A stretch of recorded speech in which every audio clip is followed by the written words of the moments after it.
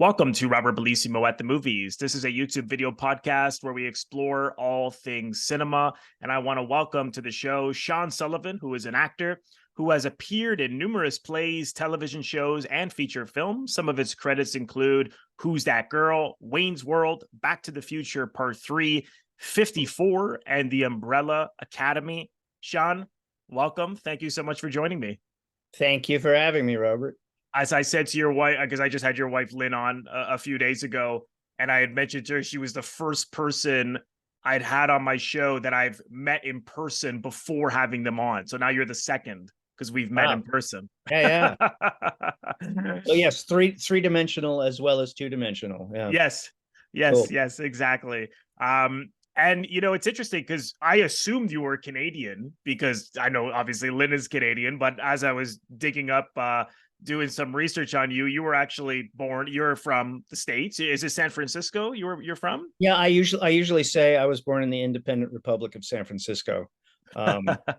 Just because it's sort of like Newfoundland in Canada. They've never really completely embraced, being part of the mainland. Right. But yes. But I've been here with Lynn since 1996. So yes. And I am dual citizen, so I'm sort of both. And did you come from a showbiz family? Because I believe your mother was an actor, right? Yes, she was.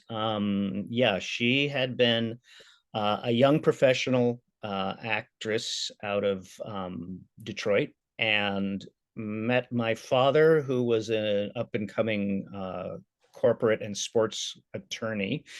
And she sort of let it go for a while, but after the first four of her children, she went back into it. And I actually started working as a kid at the same theater, the Old Globe Theater in San Diego, the same place where she had been an actor, and then became their director of education later on. So yeah, showbiz family. All my brothers and sisters kind of tried it.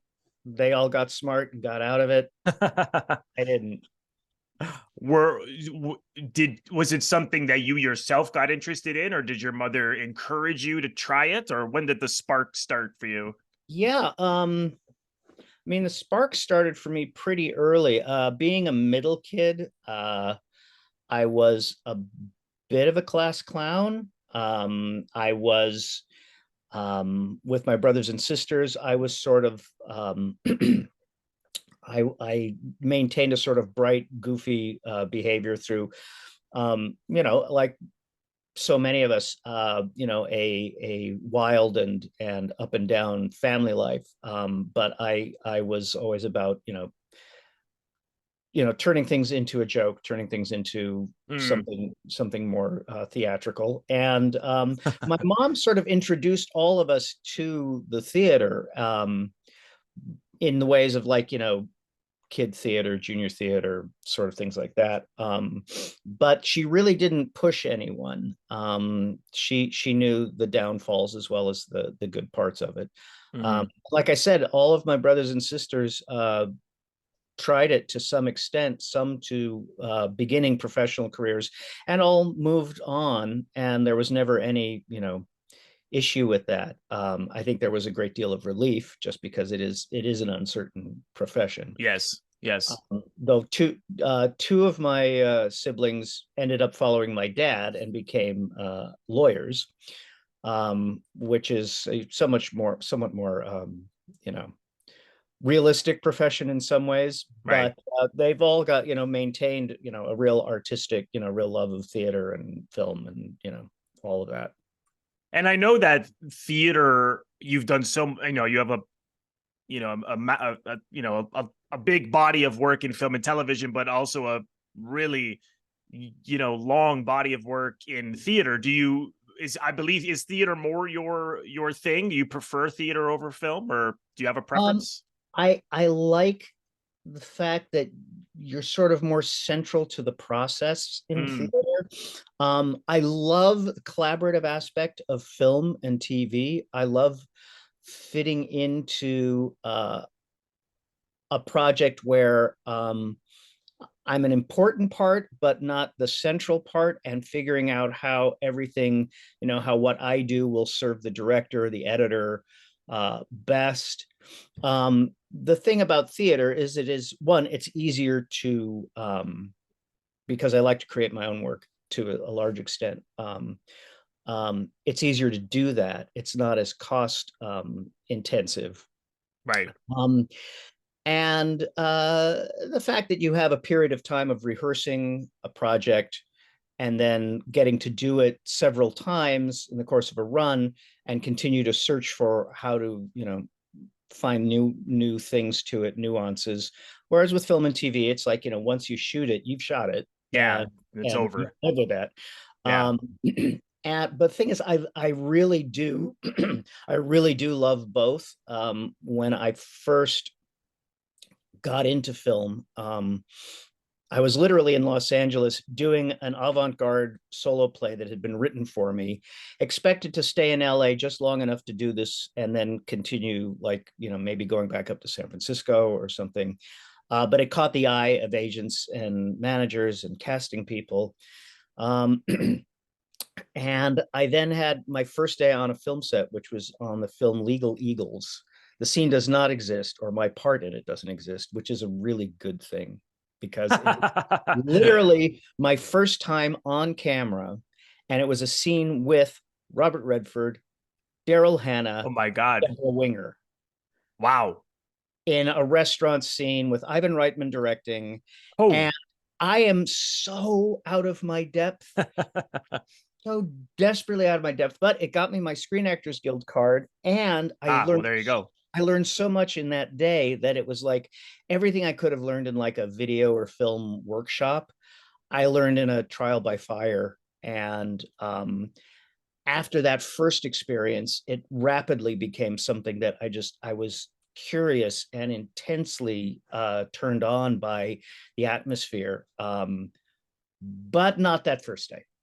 So when you say you're glad that it's not in the finished finished project, was it just because you yourself felt that you didn't do a very good job, or was it just not a great experience, or I mean, in I terms of like how it went? I'm pretty sure it was a pretty it came off pretty poorly.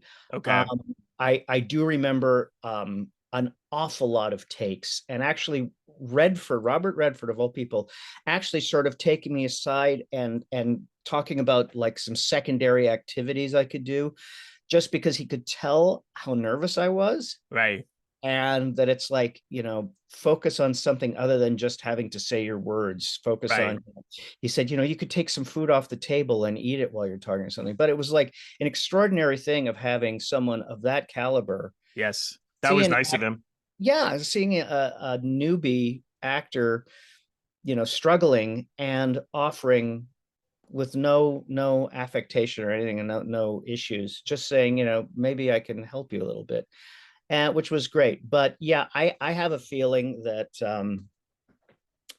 it probably would have been something pretty poor, and Mm, it truly did serve its purpose, I think.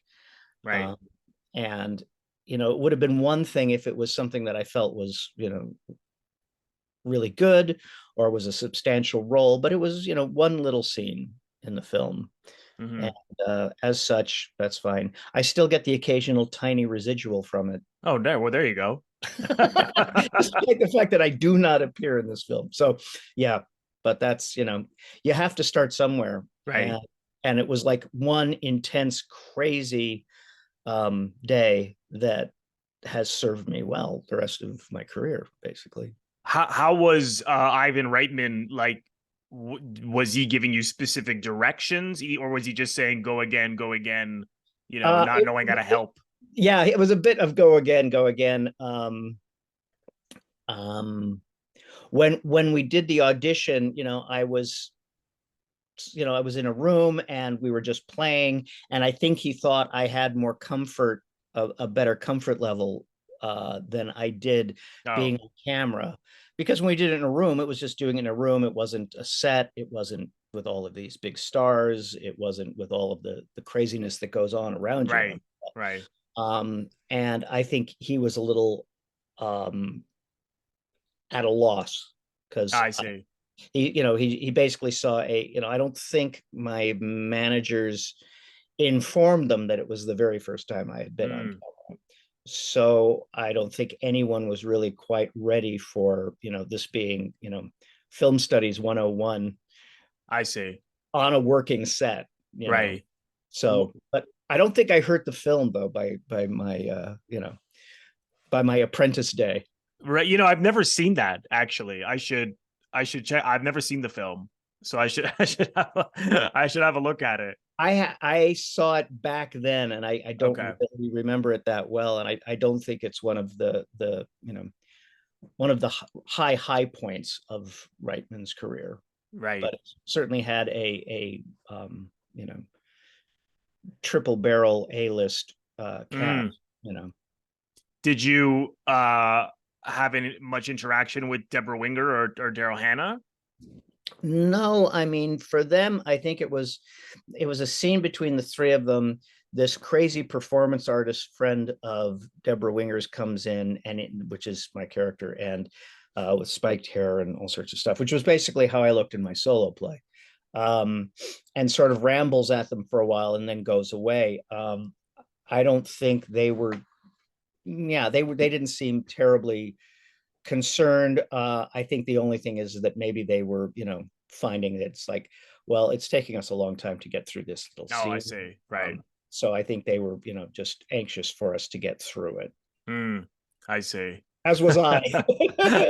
Yeah. Let's wrap this guy. Get him out. Yeah, I think we've done all that we can do with this.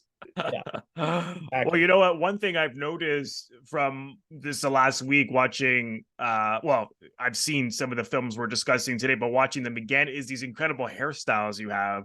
I know, It's like Who's That Girl I and know. Wayne's World, 54. Like they're all so different and they really pop.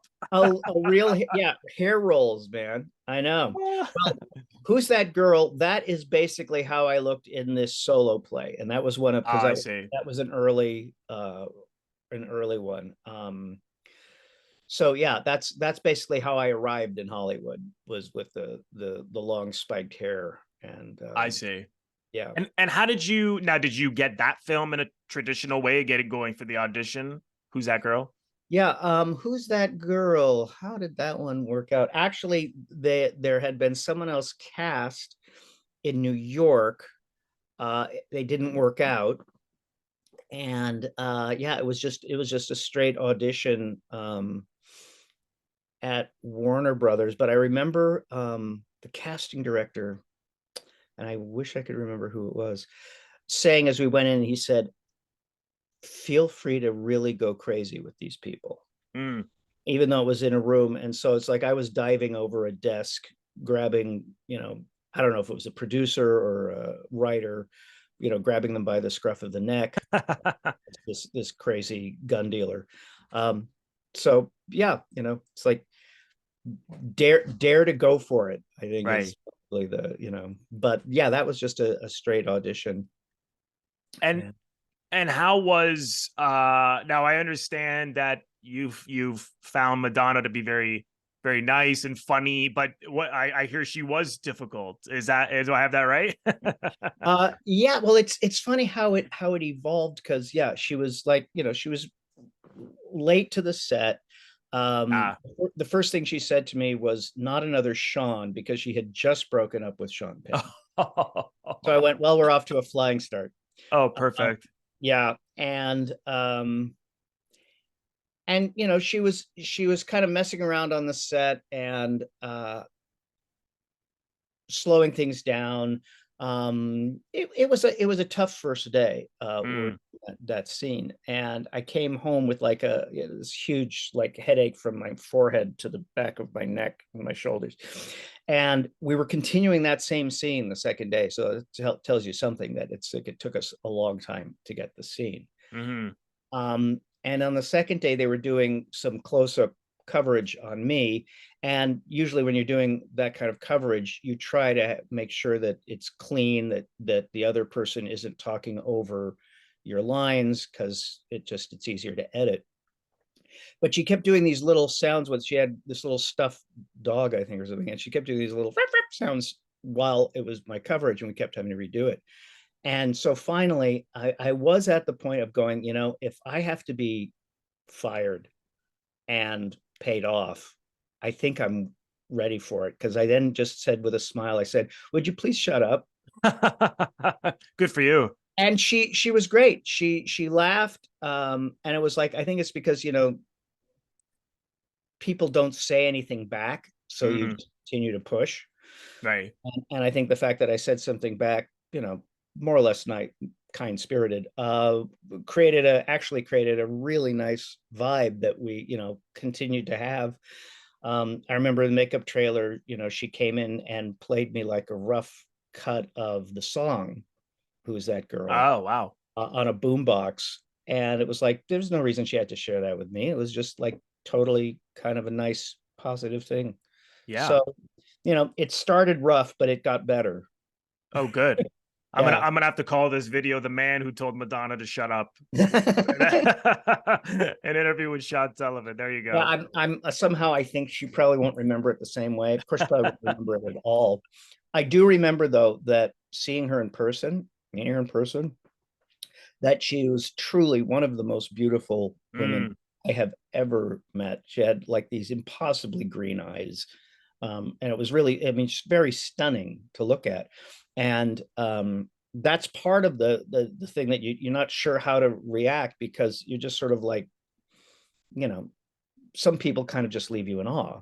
Right. Of course. And so it's like that combined with this sort of abrasive thing, it was just like, I don't know how to deal with this. Right. But it ended up working out. And it was actually, it's actually a fond memory, except for the headache of the first day. Did you ever have any idea as to why she was like, it sounds like she was kind of like trying to mess with you, or was she trying to get reactions out of you or something, like on camera? Or I don't know, but I do remember Griffin Dunne walking by while we were waiting for her. And they were talking about, because they didn't have a title for the film, it still had its working title of Slam. Right. And people were sitting around talking about it, and Griffin Dunne walked by and quietly said, why don't you call it the Antichrist? I mean, I have heard this from other people that she could tend to be kind of abrasive and bossy, right, in general on film sets. And I think, someone who's used to being in charge, I know, with her concert tours and stuff, that, because it's her stuff, and she's also a choreographer and a great dancer and stuff, that I think she's used to being in charge. Right. That, she wasn't really a film person, but she sort of felt like she should be in charge all the time. And she people were, sometimes driven a little crazy by her, her abrasiveness, which is, it's that double-edged sword. It's like the reason she was where she was because she had this, she was ballsy. She would push things. And she made things happen. Right. But the flip side is you can drive people kind of crazy. Right. Of course. So, of course. I don't think it was me in particular, but I think it was just, and also the fact that I think, because film was not her medium, that I think, it's like however you respond to a situation that you're maybe not the most comfortable in, her default was to sort of take charge. I see. And be the boss.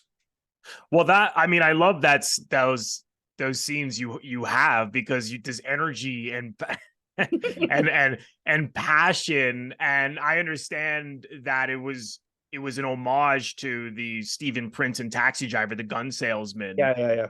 Was that told to you that we're taking from this, or did you, or I didn't have to be told? Just got no one ever said it, but it was just like I read it and I went, holy shit. Yeah.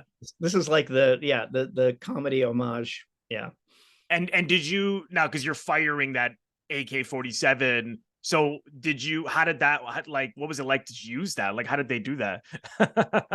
That's really interesting, because they actually took me outside. We were on a soundstage at Warner Brothers, and they literally took me out onto the street between the sound stages and just had me fire a ton of rounds, Oh my and God. with that crazy look. And there was literally someone who walked between buildings, like two buildings down, and quickly turned back and ran out of the way because they Wow. saw this crazy person firing. I mean, it's firing blanks, but Right. and everyone on the set had safety shields, in front of them, except, well, when the shot was both of us, neither Madonna nor I had safety shields, but when it was just me, it was, she was blocked too. But I did actually get a nasty burn because they do eject, the shells eject out the side, and I had my hand in the wrong position at one point, and it Oh just no. barely touched my finger, and it was just like a really nasty burn. Oh. But the scary thing is realizing how easy they are to fire. There's very little kick. You realize why they are, you see these images of, like, kids or teenagers Yeah. firing these things because they are, ridiculously easy. It's like, as opposed to a rifle or a shotgun or something that has, it sort of forces, you to have some strength. It's like these things are like, it's, I'm sure it was one of the, miracles of its design at the time, Mm, the fact that it could do that. But, of course, it's now, it's sort of the model for the, right. mass killings, etc. Yes. But it was an experience to Yeah, I have bet. Kalishnikov in my hands. What I've always really liked James Foley, like he did the Glengarry Glen Ross Yeah, about 5 years after, which is such a great film adaptation. And like At Close Range, yeah, and he did some of the Madonna's music videos. What yeah. How did he direct you? Was he specific with what he wanted, or what was that He like? he was. Um,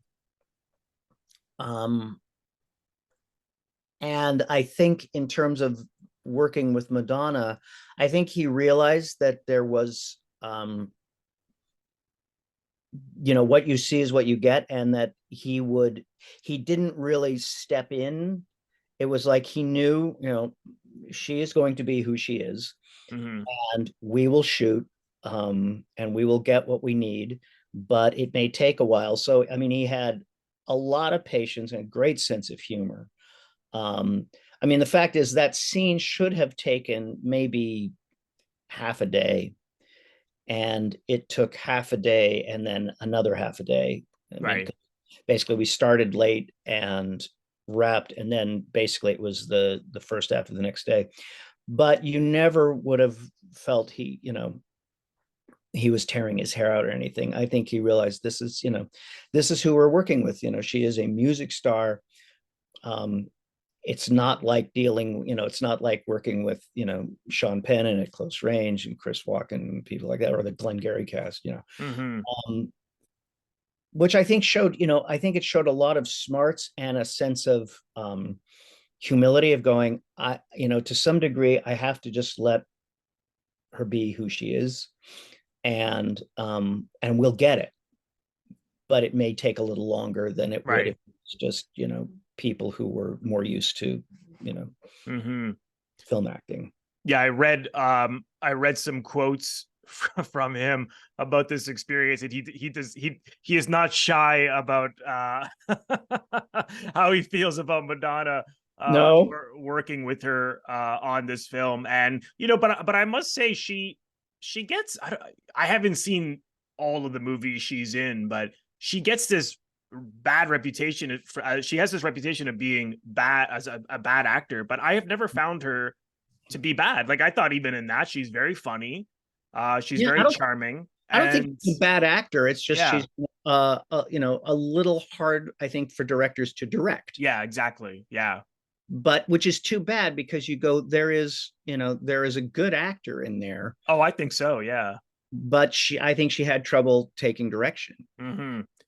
Yeah, yeah. So in that case, that makes it all the more difficult. But there's another film she did which I thought, well, she was incredible in. I don't know if you ever saw it. It's called Dangerous Game, with her and Harvey Keitel.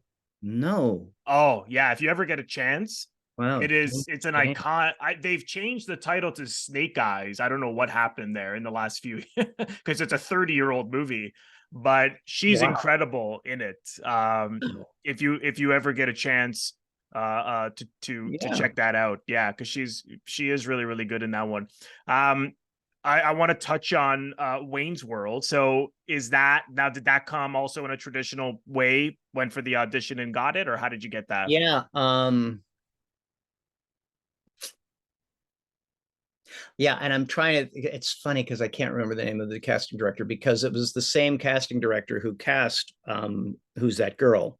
Ah, Um and yeah, and he basically asked for me to audition, which was nice. Um and yeah, it was traditional at Paramount. Um it's funny, they'd written a scene with dialogue because Phil doesn't really have much in the way of dialogue. right. um and so I went in, and it was just one audition, and it was Penelope Spheeris and Lauren Michaels and maybe one other person, and Mike Myers. And basically Mike just turned it into an improv, and he was walking me around the room, and they were just filming us, and he basically was talking me through being really drunk and trying to calm me down and put me in a good place. You're in a meadow, there's a nice pond, and the birds are singing, and we just sort of improvised this like walk around scene that had nothing to do with the sides, the script we'd been given, and that was it. um that was it. And then getting the script and seeing the Bohemian Rhapsody scene, right.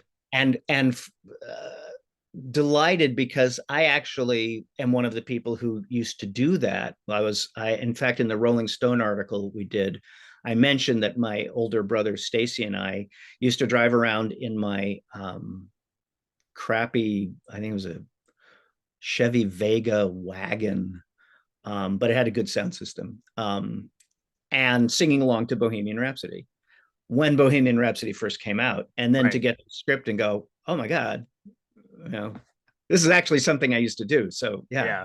it was great. Though the headbanging of that night in West Covina as Aurora, Illinois, as Scarborough, Ontario. Um, we're all really into it. We've got a huge sound system. We're being pulled in the pacer, the AMC pacer, and we start headbanging to the instrumental break. But then after about 6 or 7 takes going, you can only headbang like that for so long, or right. your head starts to feel like it's going to come off. Yeah. And it's like, if we had been aware of that, I think we would have paced our headbanging velocity, Right. because I think It hurts after a while. everyone was in pain by the end of it. Yeah. right. Well, it's what's so incredible about that scene is that it became such an iconic scene. I mean, it's hard to listen to that song and I not know. think of the scene, and vice versa, to see the film and not think of the song. So, looking back on that, to be in such a well-known, scene, what, I mean, maybe it's words are hard to describe it, but what is it like to be part of something like that now, looking back? uh you know i I'm actually quite pleased and proud and a bit humbled that I'm a part of something like that, just because I like the scene. I also know that it's true to something that I had actually experienced in my own Yeah. life, and that you actually get the sense of that kind of fun with friends in a car, Yes. just going crazy to a favorite song. It's and I think the reasons it's iconic are those things that are kind of universal. That Mm, it's a teenage rite of passage, uh, yes. and not necessarily even as a teenager. I still get caught going crazy in a car and seeing people looking at me. And it's like, right on, right on. And in fact, the Rolling Stone article that I was on was about the fact that because of that scene and that video, that song became number one again.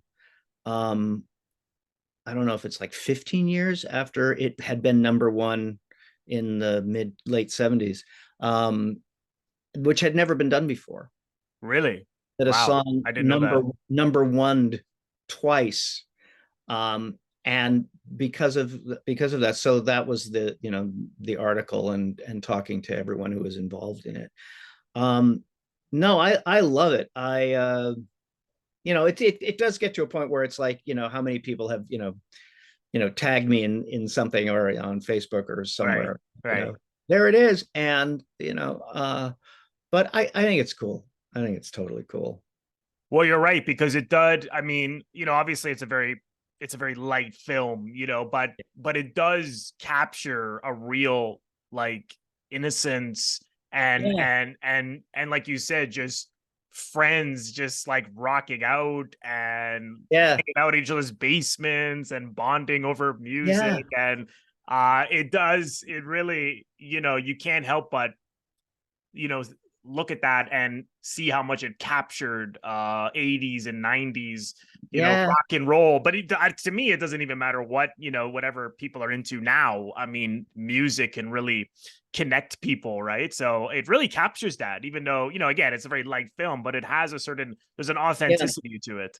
I think that's something about the whole Wayne's World thing, just going even back to the sketches that Mike just clued in on, Mm, that that particular universal thing of, we're going to do this thing and we're not really good enough to do it, but we have that naivete and yes. uh and enthusiasm combined to just, we're going to do a show, all right, Right. here we go. Yeah, and yeah, yeah. and it's just like, yeah, that is. And it's like, and that scene, that whole scene, that evolves through the early part of the movie, because as they pick up everybody and move into the song, that it is just, what are we going to do? I don't know. We'll just drive around for a while and figure out what we're going to do. And it's like, Exactly. play some tunes and sing along. And then when the big instrumental thing happens, everyone is just like, you Goes know, nuts. goes nuts. And you go, yeah, it's just like it does. And it I think, yeah, you're right. It's like it's of its time, but it's kind of for all time, I think. Yeah. Yeah, no, I As completely silly agree. and little, yeah, like you say, as little, and funny and sweet a film as it is, it's like, yeah, it really, clicked into It something. really does. Yeah. Yeah, yeah, cuz I watched it again the other night, and I think, I can't remember even the last time I saw it, but I remember, my cousins and my brother and I, like, when we were like teenagers, like, watching it together and bonding, like, cuz we all love that music in the film, a lot of the music in the film too, and Yeah, 90s, 80s, so it brought me back, and then I was like, wow, yeah, they really captured uh yeah. that naive, bonding experience with friends and love of music and stuff like that. So yeah, And just going for things because you're too uninformed to not think it's impossible. exactly, exactly. Yeah. Like, why not do a TV show? Let's do it. Yes.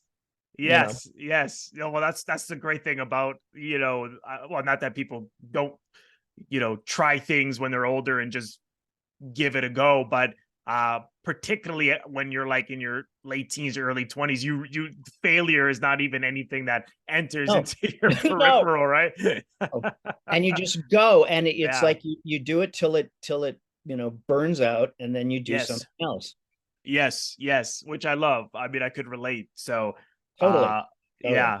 And how did you now, cuz you truly look and feel wasted in the film. I mean, you captured the I know. drunk guy. So even when, cuz sometimes, like, you're in a lot of the film and sometimes you're in the background, but you're still hanging on to that, to the Yeah. guy who's wasted, which, again, everything in your behavior and in your demeanor, I thought was so good. So how did you approach playing someone drunk? How did you do that? Um, it's funny because a little while before Wayne's World came about, I actually came down with basically chronic fatigue, Oh. which I got treated and is now, it isn't really an active part of my life, thank goodness. But for a period of time, I really was sort of a non-drunk version of wasted for about 6 weeks, and it was quite intense. Just no energy. So Phil was kind of a combination of that and the fact that, like any number of other people at the time, certainly, I had done my own research in Right. inebriation of all Right. types. Right. And so it was a combination of, and they say, when you're trying to do drunk, don't try to be drunk. Yes. Yes. And so, strangely enough, having been dealt this chronic fatigue thing, it was basically keying into that, of this feeling of just like, oh, Hmm. and then just sort of letting the fact of letting it be a more playful version of that, and that became Phil. It was just this, sort of kind of happy, but kind of just gone. Right. And yeah, I don't know why it was really easy to just sort of click into it when, because I didn't just spend all day walking around like Right. this, but when it was necessary, it was, yeah, it was easy to jump back into. uh And oh, I love it. Yeah, because I mean, I know some actors have said that, that when I've asked other people who maybe played drunk throughout a story, and some people have to really work on it, and then some people, like, maybe because your experience can just dive in. It's sort of it's hard to talk about in a way. It's because some people, it's tricky. yeah, it's tricky because I remember I had to do it once in a play. And the same thing, my teacher said, well, just, try to enunciate every single word perfectly. Try to walk in a straight line perfectly because you want to try to convince people that you're not drunk. And so, and Exactly. yeah, but I was like, yeah, this is tough. But there's other ways to do it, I think, too. But Yeah, yeah, some people could dive in, and some people maybe have to really work on it. and it's yeah, and it is one of the, I think it's one of the, classic tricky things to do, because it can be Yeah, done badly so easily, exactly. Yeah. you know. Exactly. And so I understand that it was a pretty fun set, like you guys bringing your guitars and playing, and what was it like to hang out with Myers and Dana Carvey and Mike was great, and I at that time, the lucky kid from Scarborough, um was still very much a part of Mike. He was actually very easy to just sort of talk to and hang out with and talk about music, and yeah, and like, play guitars and stuff. Um Also, Lynn's mom was Mike's first agent. really? Yeah. Wow. Did not know that. KG Talent has always had a fair number of young people. And yeah, Mike's first agent as a kid was Lynn's mom. And we made that realization. Um, and then I met Mike's mom, who was like a carbon copy of Lynn's mom. They're both like, they were both uh, Scottish, and these little white haired characters. So that was, it was extremely easy with Mike. Dana is a bit more of a performer, which in its own way was great, because um, something would click to him, like we'd be sitting in the car in between takes and something would hit him, and he would start improvising in some famous person's voice, and it was hysterical. It was just honestly hysterical. But I don't know that I really ever saw him sort of off. I see. um that he seemed to be in a, that, which, having worked with a lot of Common with comic there types. Yeah. there is, a tendency towards that. Yeah. Drives me nuts, but It can be nuts. Not to switch too much, but on Ski Patrol, there were a lot of people with stand-up backgrounds and stuff. And the first dinner we all had together was because initially it was great, but then it was like it just wouldn't stop. It was Right, just right, like, right. and it was like, Yeah. can you top this? Oh, yes. And that can get, unless you're Yes. one of them, that gets It's really challenging to be around. It's very challenging. challenging. I And you know. can't have a normal conversation because anything you say earnestly is going to get turned into a routine by someone. Exactly. And Yeah. just like just go, I'm just not going to talk. Okay. Oh, yeah. Yeah. Oh, I know. I know. I could relate. I could completely relate. But you must have been there for a lot of the shoot because you're in like a lot of those scenes. And so Yeah, it do was you like, know roughly how long you were there? But it was also they had to quickly do it because they had to go back to Saturday Night Live, right? yeah, Do I have yeah, that right? yeah. I was there for 7 weeks, so Wow. that's pretty much the length of the shoot. They had just started when I came on, and then we were actually shooting after Mike and Dana left. We were doing some other coverage. Because yeah, they literally they wrapped on a Tuesday maybe, and we're in New York for rehearsals for the first SNL of the season at that point. So there was a TikTok on that shoot. It's like it was not a shoot that could go over. I see. Certainly in terms of the principal players, Right. Right. which I think was part of the tension that Penelope Spheeris sort of had a she was pretty tightly wound. And I think the fact that it was her first feature and she had Lorne Michaels looking over her shoulder, and he can be a pretty intimidating fella. Right. And she had to bring it in on time. And it's a big studio picture. And I think before that, she'd done Decline of Western Civilization. Hmm. Hmm. And so, she'd gone from documentaries to Wayne's World. Um, so, she was tough on the set, but I give her credit for, taking on it's like the best opportunity and the worst opportunity in Right.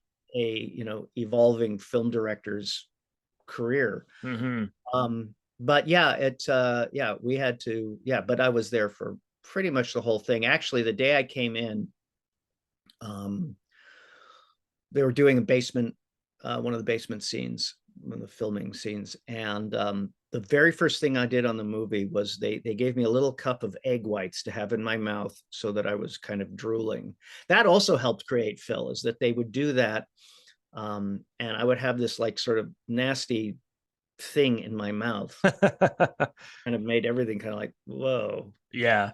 And the urge to want to get it out of my mouth became a real sort of, need to spew, need to hurl. Oh God. But I was leaning on Rob Lowe's. Oh yes. Hi, Rob. I'm Sean. I'm leaning on his shoulder, watching them, and just kind of drooling onto him. That's a great moment. That was yeah, day one, scene one. With this big movie star. With this big movie star, Yeah. and me drooling egg whites onto his shoulder. Yeah, I love that. Well, yeah. I one thing when I watched it again the other night, I really like Rob Lowe in it because I feel like he's like the villain of the piece, and I think it would have been easy to have maybe played that more like aggressive or mean, and like he's the boss, and he plays it with just this simplicity, like he just goes into every situation knowing he's going to get what he wants, and so there's no like with just such an ease. Yeah, absolute ease, like and it's true, not playing into the evil. Yes. Just yeah, it's just I come in here, I get what I want, I move on. Yeah. And yeah, it's like, then you see him in, I think it was the first season of the West Wing. It's the same vibe, it's just a different objective. Mm-hmm. Mm-hmm. It's like this confident, slight Yes. arrogant, but not big. Yeah, it's like it actually makes him much more sleazy and more of a villain because he's not playing. Yeah. Yeah, no, he wasn't. And I thought I'll have to remember that if I ever play anything similar, because I just thought, I don't know if maybe the director told him to do it that way or if that was just the way it was coming out. But I thought, what a powerful choice, because he's so Yeah. like you're just like, who is this guy? Like he thinks he just knows he's gonna get whatever he wants as soon as he walks into a room. And so I thought, Yeah. wow, I mean, that's like an acting lesson right there. I Well, thought that was great. and it does go to the acting lesson of pretty much across the boards. If you're playing someone who is a villain, the last thing that person thinks is that they are a They're villain. a villain, right? But Right.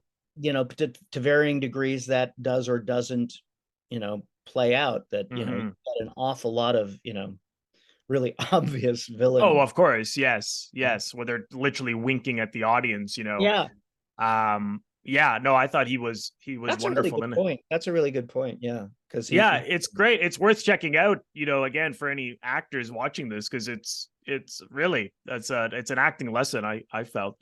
I was curious because not long after this, you and your wife Lynn Griffin, who like we mentioned earlier, she's Canadian, but you both lived in America together for a number of years. You moved to Canada in '96.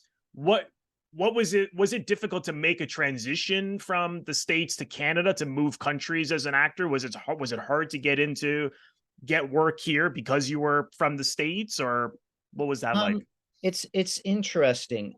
It has always been harder in terms of the theater world than it was in terms of film and TV. Um, some of it is because Lynn's sister uh, is an agent, Right. and longtime talent agent. And basically, when I arrived here, I had an agent. I had my reel from the States, which was pretty good. And it took about a year. Um, and what was cool in that year is that just to have something to do and to have just a job of sorts, I worked in the talent agency, Oh. answering phones and just being an assistant, which was nice because it was family. It was my in-laws, and but I learned about what goes on, what casting directors say about people, what they Mm, respond to. It's sort of like they say that as an actor, you should try and be a reader in auditions, yes. to see how people actually, what actors come in and who grabs the attention in the best way, what doesn't work, what does work. And the same sort of thing working in an agency, going, okay, this is how they actually talk about us when they're not talking to us. Mm, The right. casting directors, the producers, and the agents. And so yeah, but it took about a year. But then it's funny, I think the first thing I worked on was a TV movie called Hostile Intent with John Savage Ah. and Rob Lowe.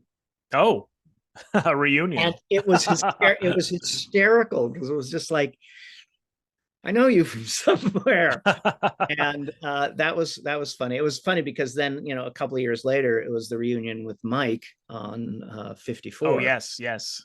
Um, and yeah, so that was cool. But no, and by 2000 I was doing a series in Canada, for a couple of seasons. I mean, it was not hard, but I will say that the Canadian theater scene is very protective of both its Canadian content and of supporting its artists, Right. and which makes it difficult for someone who is coming from outside to actually break into it, especially someone from the States, just because Hmm. there's that sense of, you're encroaching.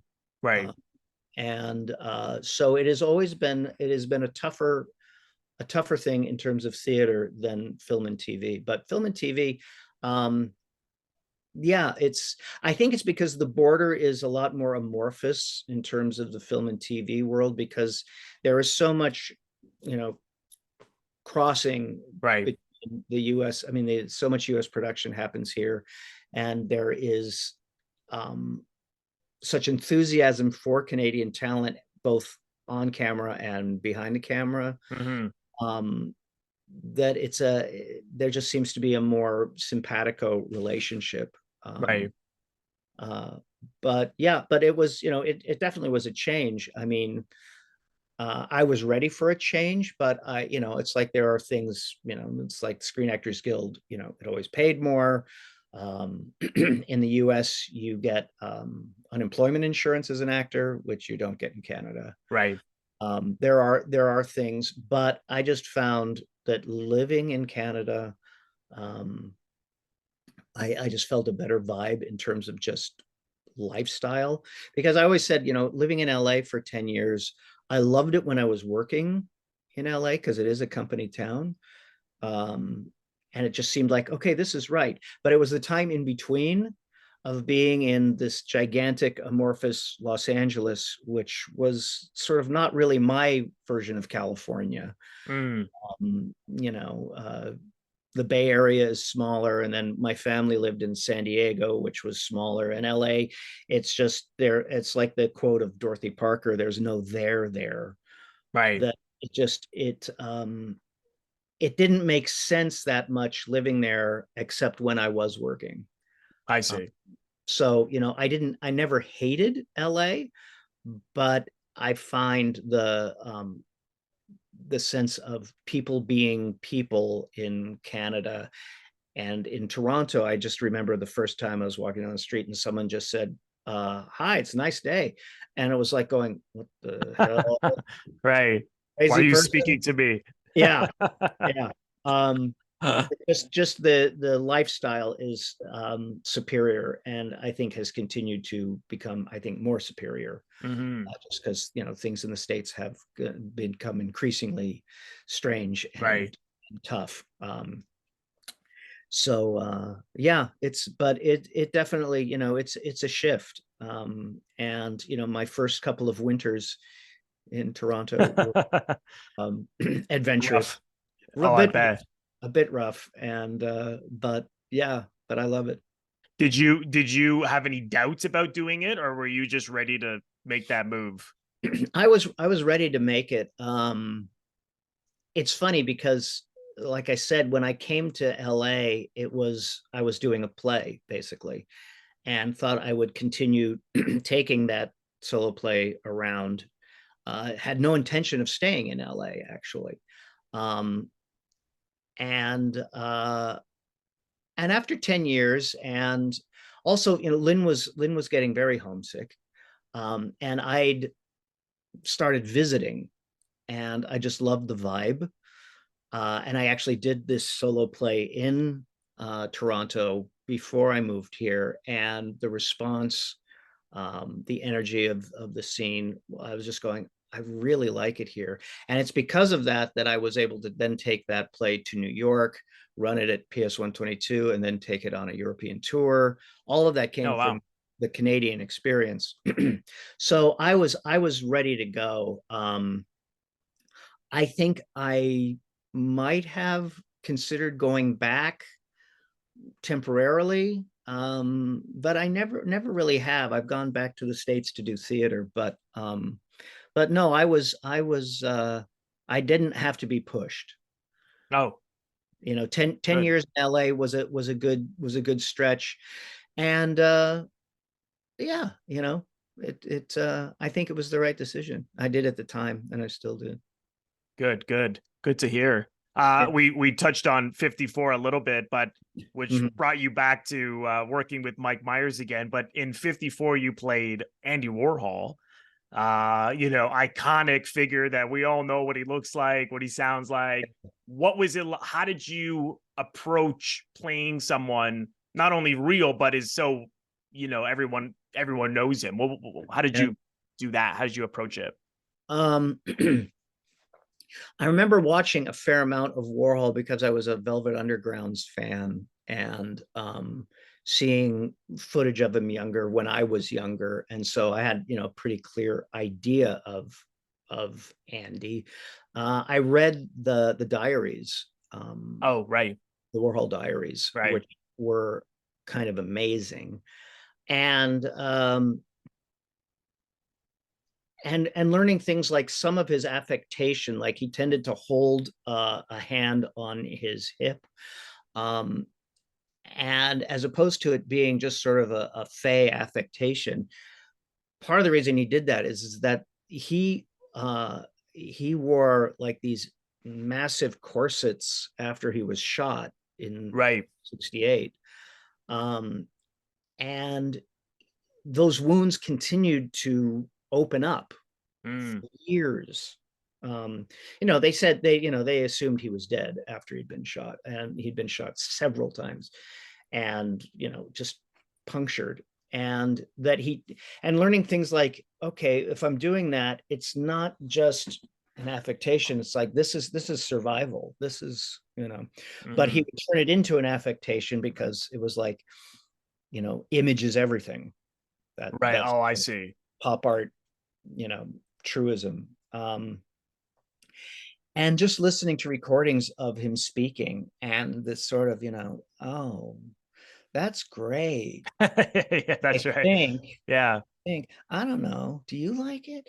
Um, it was not, because it wasn't really asked to be much of an exploration. It wasn't really like, like Bowie playing Warhol in Oh, Basquiat. yes, yes. I saw that. It was almost more of a cameo. Yeah. So, but it was a groove because it did, it was like, I don't know that I would have read the diaries without having a reason to, but it was amazing and Mm. fascinating. And just learning more about, his growing up in Pennsylvania in this very working class environment. It's just, it's a hell of a story. I've been meaning to read it. I think I read a little bit of it. I should pick it up It sometime soon. is, I mean, it is daunting because there is a lot of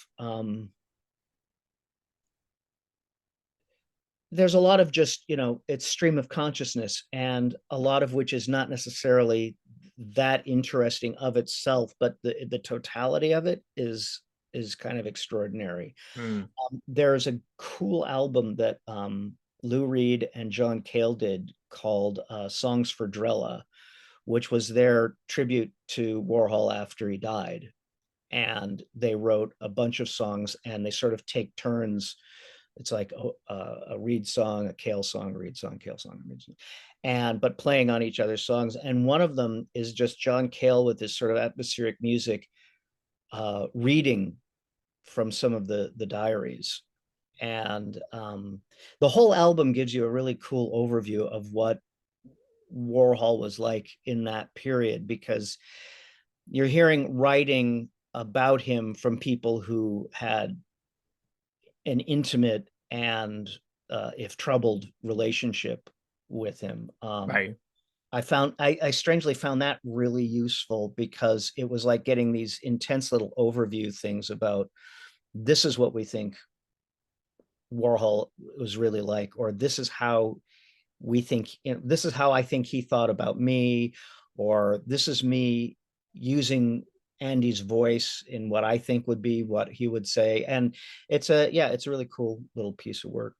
Yeah, I'm definitely gonna read that book because, yeah, like I said, he's long fascinated me because every time you see him in an interview, you always feel like he's kidding or it's an act, and I think a lot of the time it was, right. So it's like, who is this guy? And his Yeah. mystery is what's so fascinating. Well, and they Uh, talk about the fact that when he first came to New York and he was like doing illustrations for department stores and designs of like shoes, that, and it's in one of his diary entries, is that one day he said, I drew 500 pairs of shoes and nearly passed out. But his work ethic was evidently extraordinary, that yeah, while everyone else was sort of like partying and stuff at the factory, he was working. He was right. always working. And you get that, that sort of, I don't care. I don't know anything. Yeah. It's just like, it was almost more like, I don't really want to talk about what I do, really. So, I think so. Yeah. you know, Let it speak and for itself. let it speak for itself. And, I don't really like talking about what I do. Hmm. Hmm. Yes. Yes. Enough to That's do it. Yeah. right. Yeah, that's certainly the impression that I that I always had as well. What was it? Was it any different with Mike Myers when you saw him this time around, or was he the same No, kind of guy. he was the same kind of guy, and I think it's because it's one of the few thing. I mean, at that point, I think it was the only thing. Or no, he'd done. I Married an Axe Murderer, but it was one of the rare things that was not a Mike Myers Yeah, creative project, right. and it was a dramatic role. Which I always felt like, but I guess it was just a choice that he didn't really want to do. He was a really good dramatic actor. He's great in it. I mean, he's I so know. he's playing a real guy, Yeah. and who also like he really like watching interviews with Steve I was trying to remember what was the Steve real guy's Rubell. name. Yes, that's right. Steve Rubell. He captured him so well, and I thought he was wonderful in it. I know when you and I Yeah. met in the summer, because like Wayne's World, it's more like a caricature, and it's very very funny. But this is like a fully, it feels like a fully Yeah. fleshed out human being, like Fully really really fleshed out good. human being with a lot of complications, Yeah, and he had it, and it didn't feel like he was, he must have worked at it hard, because it doesn't look like he's working hard at it at all. exactly. Yeah, yeah, Yeah. yeah, exactly. It's a shame. I haven't seen it. So I remember seeing it when I was a teenager, so Right. not long after it came out. But I always remember really liking it, and I know it was like poorly received. And I think it apparently did pretty well at the box office, but it was poorly received. And the main thing that people talked about that was positive about it was Mike Myers' performance. But it has since been re-released as a director's cut, which I didn't know about. I only just recently discovered, and apparently people think that it's only another like 10 minutes or so, Yeah. but apparently it's much better, and a lot of people say Oh, wow. it's really really good. I don't know, did you only see the theatrical version? I I don't know if only you saw saw the the okay. theatrical. I would like to see it. I would like to see it, just Yeah, because I'm gonna check it one, I out. would just like to watch Mike again, because Right. talking about it, I go, yeah, he really did. I Yeah. mean, and that thing you have to do of like not being afraid to be unpleasant or unkind, or not to be a loved character, Right. Right. which for someone who came from what Mike had been doing, I mean, that's an ask, Oh, and the for fact, sure. he made, Rubel, it was Rubel, warts and all. Hmm. So yeah, I would really like to see it. Yeah, because it seemed like not fully realized thing, but that I Yeah. am really liking it. So that would be interesting to see. Yeah. Yeah, I'm gonna check it out myself. What just before we started recording, we were talking about a short film you were doing. Where are we at in the process of this film you just recently shot? We are in post-production. I'm doing kind of a rough edit. Um, the director is not working on the edit. They have some. Uh, I'm not sure what the issue is, but so we're moving into editing with an editing team and myself and one of the other writers, which is great. Do you want to talk about the film a bit? Yeah, sure. Yeah, I'd love to hear because it sounded like such an interesting concept. So, So it's a surrealist short film that the Canada Council for the Arts gave me $100,000 to do. And it's basically loosely based on my own experience of my father passed away in the last couple of years. Like any number of fathers and sons, we had a somewhat estranged relationship. It wasn't terrible, but it wasn't great.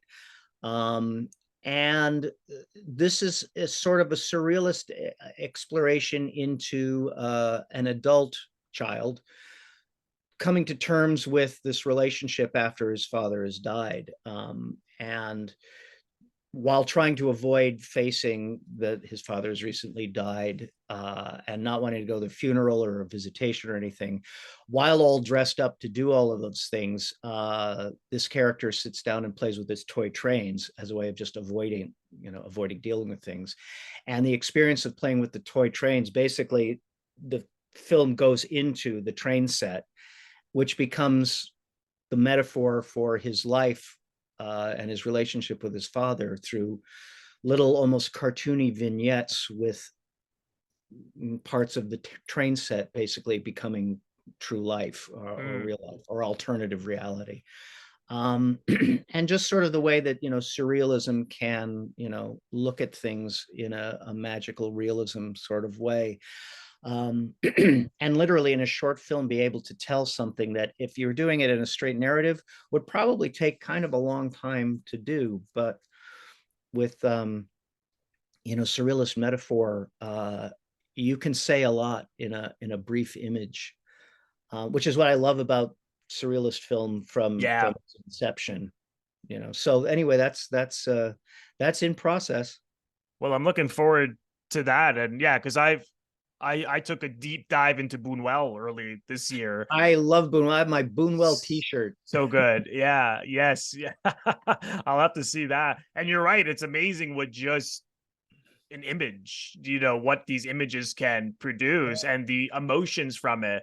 And I thought, wow, this is like, this is endless, endless studies. So yeah, I got to really dive more and more into surrealism. It's wonderful stuff. And it's funny because they say the original surrealists who were poets and visual artists, but not in film, were big film fans. They say surrealists were, they would go to movies, and a lot of them were silent when they started out. They said they would literally walk from one movie theater to another, come in at whatever point of the movie they came in at, watch it for a while, just sort of groove on the images, and then go to another movie theater and do the same thing. But they said film really works for surrealism because you can show anything and it becomes the truth.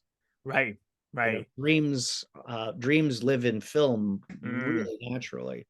Yes. No, absolutely. Well, keep me posted on this project because it sounds really, really interesting. Well, Sean, thank you so much for your time. I really appreciate it. It just flew by. Yeah, no, it certainly did. So thank you so much for coming on. And are you a big social media person? Do you post a lot or online?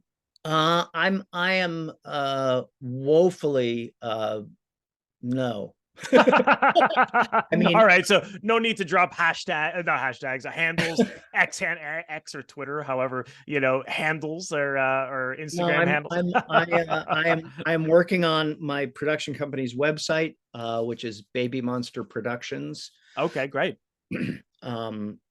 .ca. But yeah, other than that, I am in need of some tutorials, or basically I just want someone to do it for me. I don't blame you. It is like another job. If one needs to use it, that is. I know, but it's like embracing it as opposed to feeling like it's a job. That's my issue. Right. I see. Well, I will leave your website in the description box below if people want to check out what Sean is working on. So, Sean, thank you again, and thank you, Robert. Come again sometime down the road. You bet. Thank you so much, everyone, for watching. I want to thank all of my members on Patreon. If you're interested in becoming a member of my Patreon, head over to the link, patreon.com/Robert Bellissimo at the movies for full details. Patreon is exclusive content that I create month in and month out. And as a subscriber, you are able to vote on polls and contribute to what I do on Patreon month in and month out. So head over to the link for full details. You can also leave a donation directly to my YouTube channel by pressing the thanks link, which you will find directly below the video frame. Just click on the thanks link and you can leave a donation there if you choose to.